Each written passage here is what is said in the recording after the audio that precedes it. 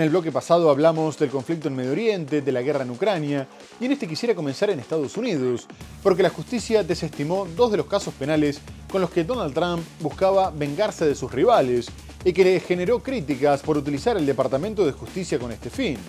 Se trata del ex jefe del FBI, James Comey, que había sido acusado de divulgar información sensible, falso testimonio y obstrucción a la justicia, durante la investigación que lideró para determinar si la campaña del mandatario republicano había recibido ayuda de Rusia, mientras que la fiscal general de Nueva York, Letitia James, había sido señalada por un supuesto fraude bancario.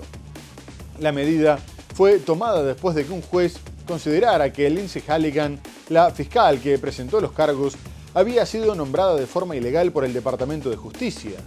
Halligan era una asistente de la Casa Blanca sin experiencia como fiscal, pero Trump la puso al frente de una de las oficinas más importantes del Departamento de Justicia por su lealtad hacia él, tras forzar la renuncia del fiscal interino en medio de la presión para presentar cargos contra Comey y James.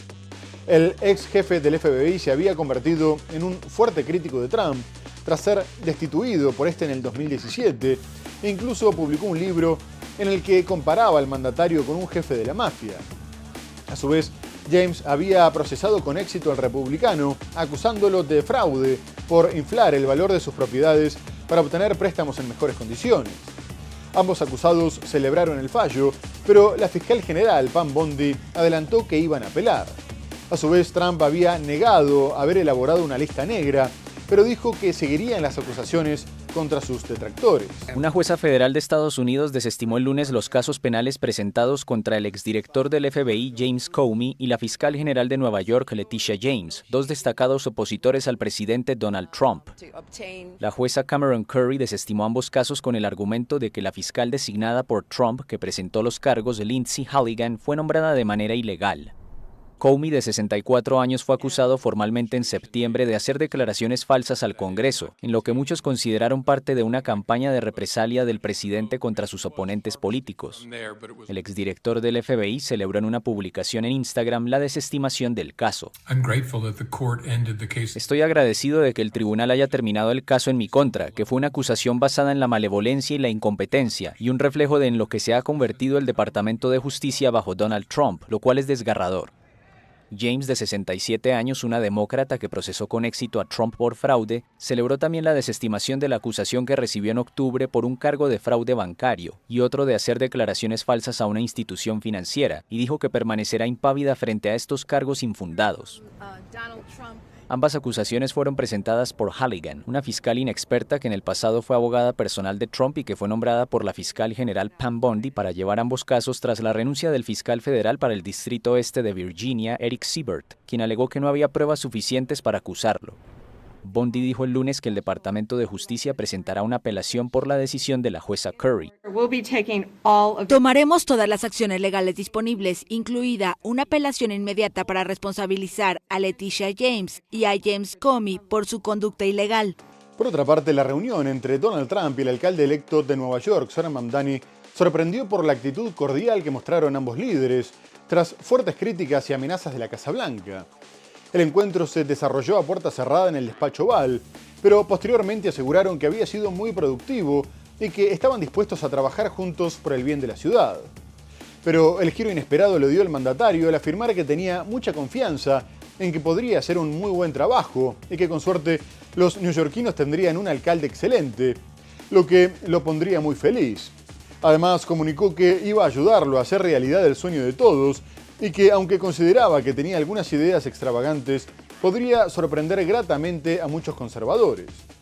Y Mamdani, que va a asumir el 1 de enero, devolvió las gentilezas evitando criticar al republicano, e informó que también habían abordado la necesidad de bajar el crimen en la ciudad y el posible despliegue de la patrulla fronteriza, lo que se espera que sea un punto de conflicto.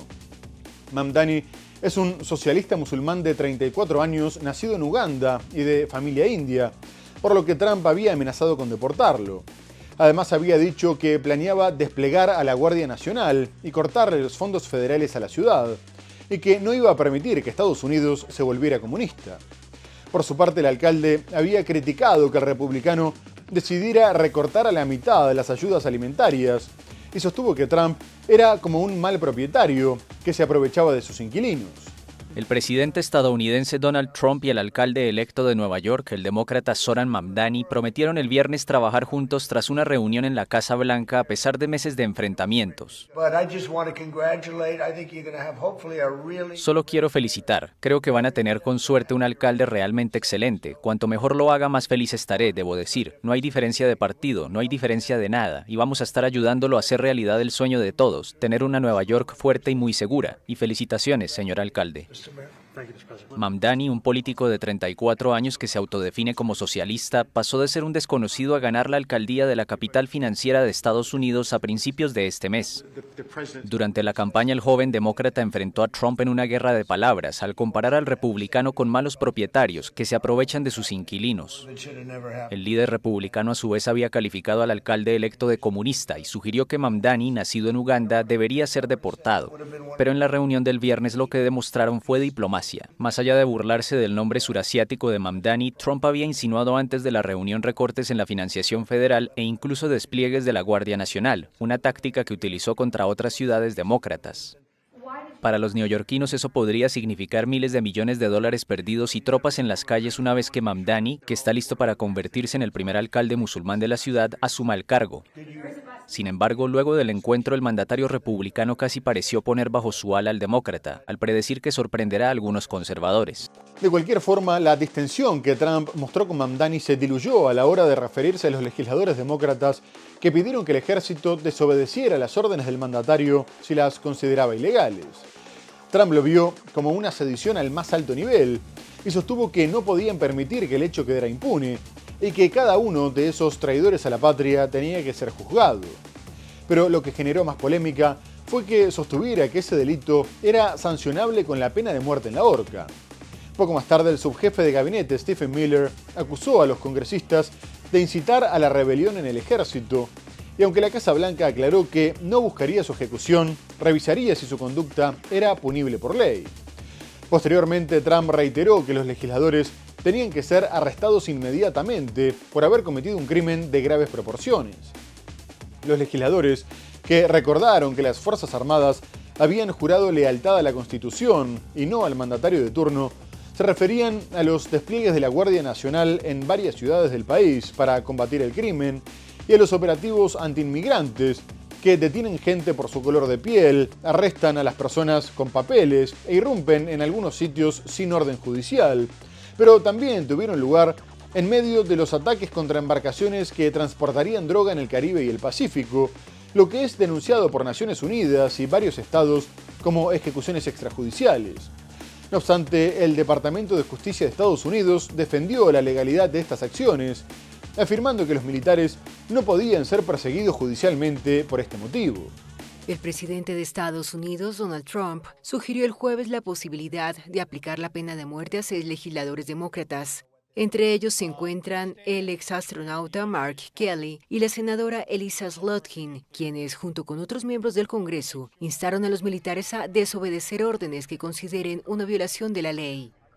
En una serie de publicaciones en su red Truth Social, Trump calificó las acciones de estos legisladores como sediciosas y traidoras, insinuando que tales comportamientos podrían justificar la pena capital. Las declaraciones del presidente han provocado una fuerte controversia, especialmente porque los legisladores en cuestión tienen una larga trayectoria de servicio militar y en inteligencia. La Casa Blanca ha reaccionado duramente. Stephen Miller, subjefe de gabinete, acusó a los legisladores de incitar a la rebelión en el ejército. Este conflicto se suma a las críticas de la administración Trump por el uso de fuerzas estadounidenses tanto dentro como fuera del país. Recientemente, el despliegue de la Guardia Nacional en diversas ciudades y los ataques en el Caribe y Pacífico contra embarcaciones de narcotraficantes han desatado un debate sobre la legalidad de las acciones que ya han dejado más de 80 muertos desde principios de septiembre. Expertos señalan que los ataques podrían ser considerados ilegales y equivalentes a ejecuciones extrajudiciales, incluso cuando están dirigidos contra narcotraficantes de reconocido perfil. Y poco más tarde, Estados Unidos aumentó la tensión con Venezuela al designar como organización terrorista al Cártel de los Soles, afirmando que es liderado por el mandatario venezolano Nicolás Maduro y otros altos funcionarios de su administración. que habían corrompido el ejército, la inteligencia, la legislatura y el poder judicial. La medida no solo se traduciría en más sanciones legales y financieras, sino que abriría la puerta a una acción militar como parte de la supuesta lucha contra el narcotráfico. A su vez, la medida tiene lugar en medio de rumores sobre la retirada de diplomáticos de Caracas, y 6 aerolíneas comerciales suspendieron o reprogramaron sus vuelos tras una advertencia de Estados Unidos por un aumento de la actividad militar en la zona, lo que fue considerado como una situación potencialmente peligrosa. Posteriormente, el gobierno venezolano respondió que la designación era una ridícula patraña e instó a Washington a rectificar la errática política de agresiones y amenazas que solo afectaban el desarrollo de los pueblos del Caribe. El Ministerio de Exteriores lo calificó como una infame y vil mentira para justificar una intervención militar, y la vicepresidenta Delcy Rodríguez dijo que si Estados Unidos en serio querría combatir el narcotráfico, tendría que ir a Ecuador, desde donde partía el 70% de la cocaína, con la complicidad del presidente Daniel Noboa. Mientras tanto, una encuesta realizada por YouGov destacó que el 70% de los norteamericanos se oponía a una intervención militar en Venezuela, una postura compartida también por la base trumpista, que interpreta el América Primero del presidente como una política aislacionista.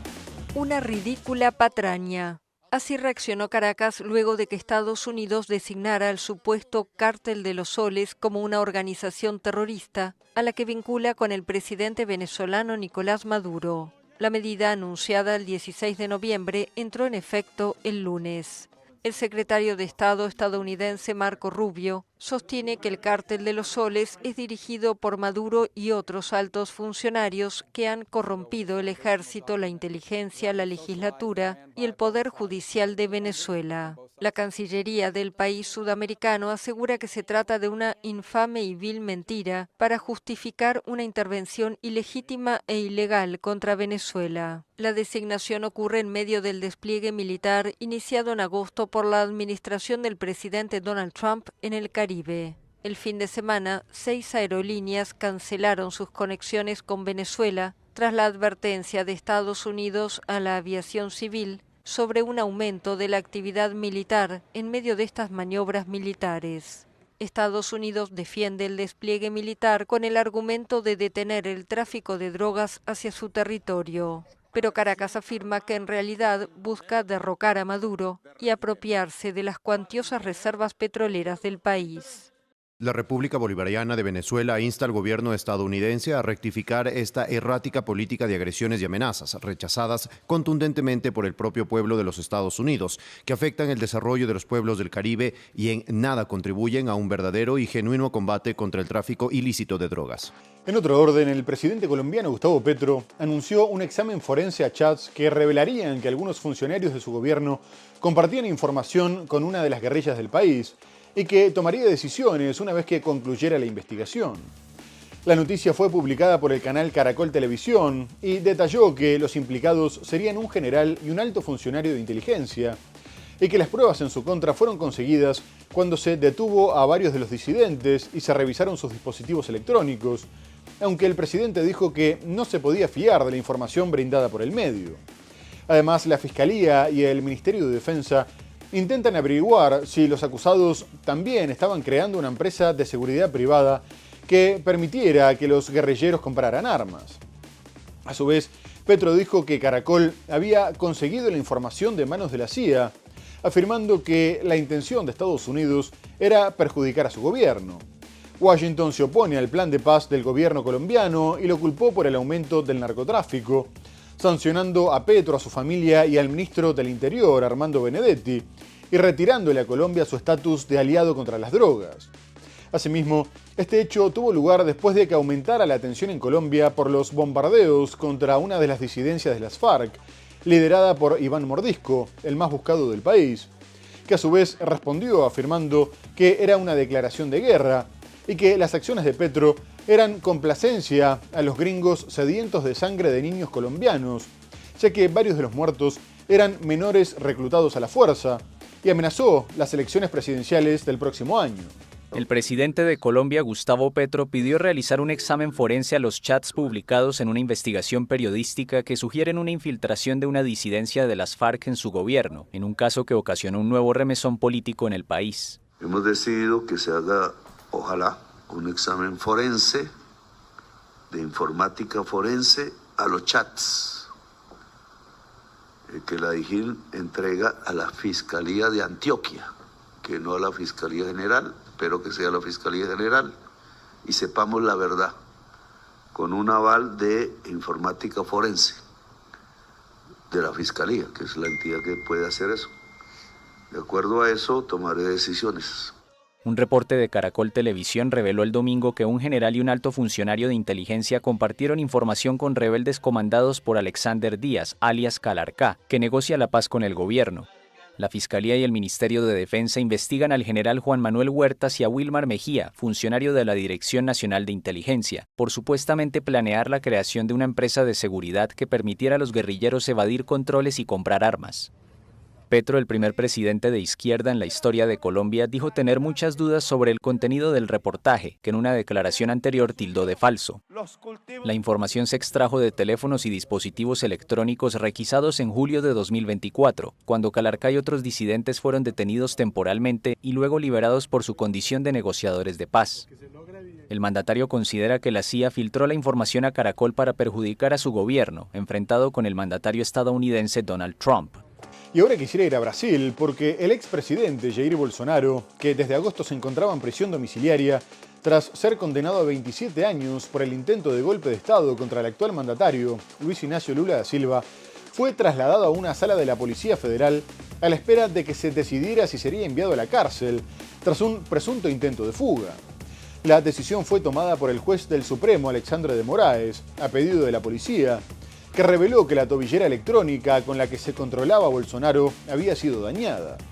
El magistrado dijo que esto confirmaba la intención de romper el dispositivo para asegurar su fuga y destacó que uno de sus hijos, el senador Flavio Bolsonaro, había convocado a una vigilia frente a la casa de su padre con la aparente intención de facilitar la huida.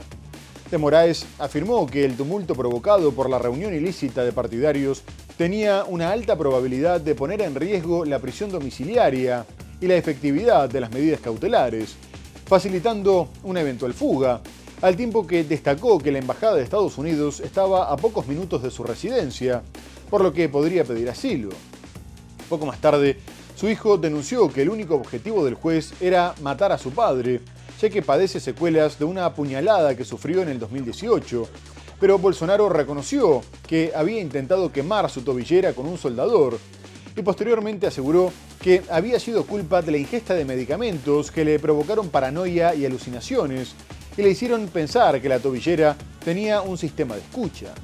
El expresidente brasileño Jair Bolsonaro fue detenido el sábado de forma preventiva, luego que la Corte Suprema considerara que existía riesgo de fuga. Así lo determinó el juez Alexandre de Moraes, según una decisión a la que tuvo acceso la AFP. El magistrado aclaró que esta medida no corresponde aún a la ejecución de la condena de 27 años de prisión dictada en septiembre por conspirar para impedir la asunción del presidente Luis Ignacio Lula da Silva tras las elecciones de 2022. Esto es absurdo e inmoral, un caso de persecución política, así que no puedes evitar sentir una profunda indignación.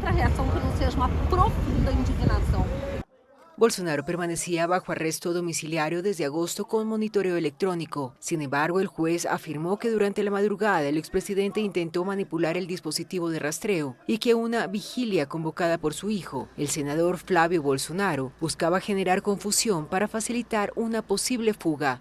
De Moraes advirtió que esta concentración habría permitido que el exmandatario se desplazara hacia la zona de embajadas, ubicada a unos 15 minutos de su residencia. El expresidente brasileño Jair Bolsonaro, encarcelado el sábado por riesgo de fuga de la residencia donde cumplía prisión domiciliaria, admitió haber usado por curiosidad un soldador para quemar la tobillera electrónica que monitoreaba su paradero. Poco después del incidente con la tobillera, se ratificó la prisión preventiva de Bolsonaro, por lo que uno de sus hijos, el senador Flavio Bolsonaro, salió en su defensa y dijo que si su padre se hubiera querido escapar, habría cortado la tobillera en vez de quemarla, y afirmó que, de cualquier manera, era imposible que se enfrentara solo contra todo el aparato de seguridad que rodeaba su casa. Pero más allá del supuesto intento de fuga, el Tribunal Supremo de Brasil confirmó la condena a Bolsonaro por su intento de golpe de Estado del 2022, destacando que se había agotado el plazo para que presentara un nuevo recurso, por lo que el expresidente ya comenzó a cumplir los 27 años de cárcel. Previamente, la Corte había rechazado de forma unánime los recursos presentados por los abogados de Bolsonaro, por lo que decidieron no seguir adelante. El líder derechista fue considerado culpable de buscar permanecer en el poder tras su derrota, en una trama en la que se intentó desprestigiar el sistema de votación e incluso contó con un plan para asesinar a Lula, al actual vicepresidente Geraldo Alckmin y al juez del Supremo Alexandre de Moraes, aunque finalmente no se llevó a cabo por la oposición de las Fuerzas Armadas.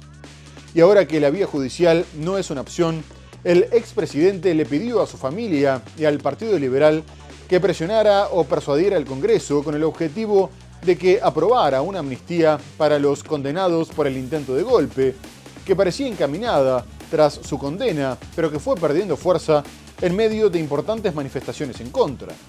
El expresidente brasileño Jair Bolsonaro comenzó a cumplir el martes su histórica condena de 27 años de cárcel por intento de golpe de Estado, después de que la Corte Suprema considerara que se agotaron los posibles recursos de apelación.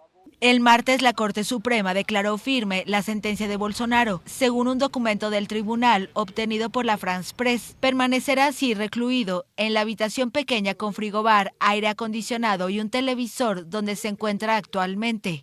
El tribunal rechazó en noviembre una primera apelación contra la sentencia de Bolsonaro y este martes consideró agotado el tiempo para un nuevo recurso. Por su parte, la defensa calificó de sorprendente la decisión de cerrar el proceso sin una segunda apelación. El abogado Paulo Cunha Bueno adelantó que presentarán el recurso que considere procedente. Son ustedes los que dicen que no hay problema, que el problema fue el grillete electrónico. Está negando la ciencia. Los propios médicos dicen que la mezcla de medicamentos que tomó, el efecto secundario es confusión mental. Entonces, si hubiera querido escapar, no habría intentado abrir la caja, habría usado tijeras para el grillete electrónico y se habría ido se habría enfrentado a todo el aparato de seguridad policial que rodea su casa las 24 horas del día. La trama golpista consistió en poner en duda la validez de las elecciones de 2022 para declarar un estado de excepción e impedir la investidura del actual presidente Luis Ignacio Lula da Silva. El plan contemplaba incluso asesinar a Lula y a su vicepresidente Geraldo Alckmin, según la Corte Suprema, pero no se consumó por falta de apoyo de altos mandos militares. Y quien se refirió al incidente de la tobillera y al envío de Bolsonaro a la cárcel fue el mandatario Luis Ignacio Lula da Silva, que fue consultado por las posibles consecuencias en cuanto a la relación con Estados Unidos, en un momento en el que existe cierto acercamiento con Washington, después del juicio y la condena contra el expresidente que hizo que Donald Trump impusiera aranceles adicionales hasta el 50% a los productos brasileños y sancionara al juez del Supremo Alexandre de Moraes, considerando el caso como una persecución por motivos políticos. Y Lula aseguró que las relaciones no se verían afectadas, ya que la Casa Blanca tenía que entender que eran un país soberano, con un sistema de justicia que tomaba decisiones que eran definitivas. Previamente, Trump había decidido retirar los aranceles del 40% a varios productos agrícolas de Brasil, como consecuencia de algunos avances en las negociaciones comerciales mantenidas entre ambos países.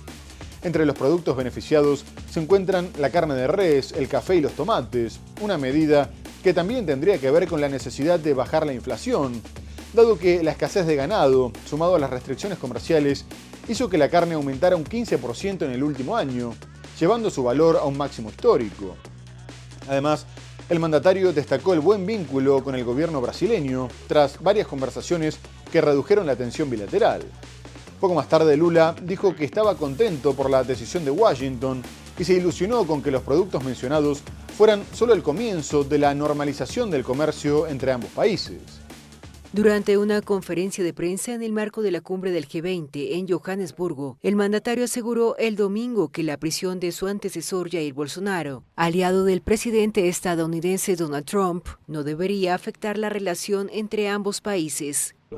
Eso no tiene nada que ver. Creo que Trump necesita entender que somos un país soberano, que nuestro sistema de justicia toma decisiones y que lo que se decide aquí es definitivo. El gobierno de Estados Unidos eliminará los altos aranceles impuestos a varios productos agrícolas provenientes de Brasil, incluidos la carne de res, el café y los tomates, según un decreto publicado el jueves en el sitio web de la Casa Blanca. El presidente brasileño Luiz Inácio Lula da Silva celebró la noticia. Y hoy estoy feliz porque el presidente Trump ya ha comenzado a reducir algunos de los aranceles que había impuesto a ciertos territorios. El decreto publicado por la Casa Blanca el jueves estipula que ciertos productos agrícolas no estarán sujetos al arancel adicional impuesto. Las nuevas exclusiones de este arancel de 40% se aplicarán retroactivamente al 13 de noviembre. Trump impuso ese impuesto adicional a muchos productos brasileños. Ello afectó a productos clave como el café, la carne de res y el azúcar. El magnate fue aumentando los aranceles a Brasil a medida que intensificaba la presión contra el juicio por golpismo a su aliado, el expresidente brasileño Jair Bolsonaro, quien finalmente fue condenado a 27 años de cárcel. La semana pasada, Trump comenzó a reducir los aranceles recíprocos impuestos para abordar prácticas comerciales que considera desleales a diversas importaciones agrícolas.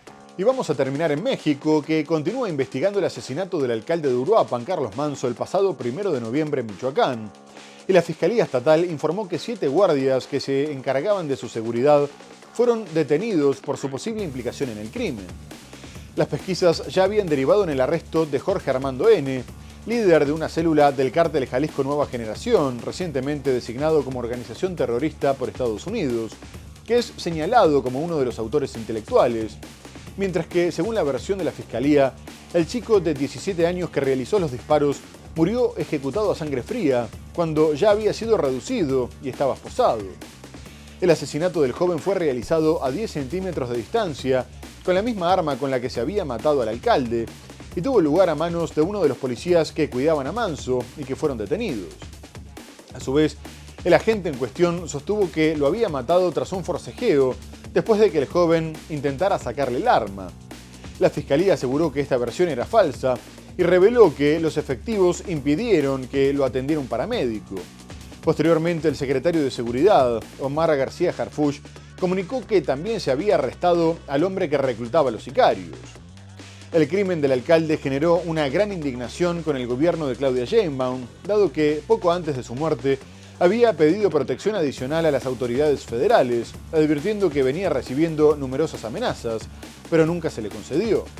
7 guardias que se encargaban de la seguridad del alcalde mexicano Carlos Manso, asesinado a balazos a inicios de noviembre, fueron detenidos el viernes en el estado de Michoacán.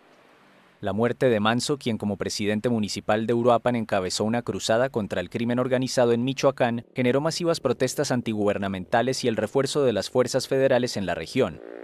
La Fiscalía Estatal detalló que los guardias, que son policías municipales, fueron detenidos por su probable participación en el delito de homicidio calificado del político y trasladados a un penal para ser presentados ante un juez.